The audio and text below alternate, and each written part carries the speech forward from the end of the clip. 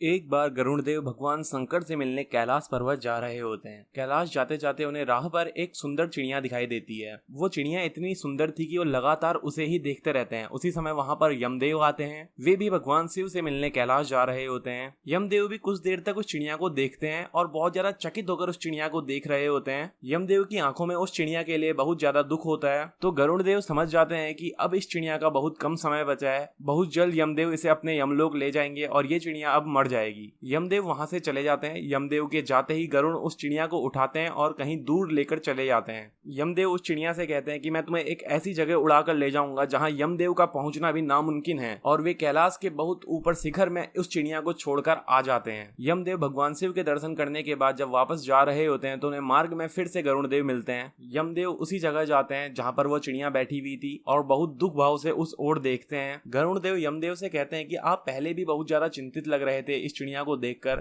और अब जब आप वापस आए तो अब आप बहुत ज्यादा दुखी हैं और आप अभी भी उस जगह को बहुत चकित भाव से देख रहे हैं जहां पर वह चिड़िया बैठी थी। यमदेव कहते हैं कि जब मैं यहाँ आया तो मैंने इस चिड़िया की मृत्यु देख ली थी। इस चिड़िया की मृत्यु कहीं ऊंचाई पर जाकर होने वाली थी। मैं यह सोच सोच के चिंतित था कि इतनी ऊंचाई तक तो वह चिड़िया उड़ भी नहीं सकती, न जाने वो चिड़िया उतनी ऊंचाई पर कैसे पहुंची और फिर उस ऊंचाई में जाकर उसकी मृत्यु हो गई। यमदेव कहते हैं कि जब मैं यहाँ आया तो मैंने उस चिड़िया की मृत्यु देख ली थी। वो चिड़िया बहुत ज्यादा ऊंचाई में जाकर मरने वाली थी। मैं ये समझ नहीं पा रहा कि आखिर वो छोटी सी चिड़िया उतनी ऊंचाई में कैसे पहुंच गई जहां मेरा पहुंचना भी संभव नहीं। गरुड़ देव अपने किए में बहुत ज्यादा शर्मिंदा होते हैं और साथ ही साथ वे समझ जाते हैं कि काल का लिखा कोई नहीं टाल सकता। मृत्यु निश्चित है, उसे कोई नहीं टाल सकता।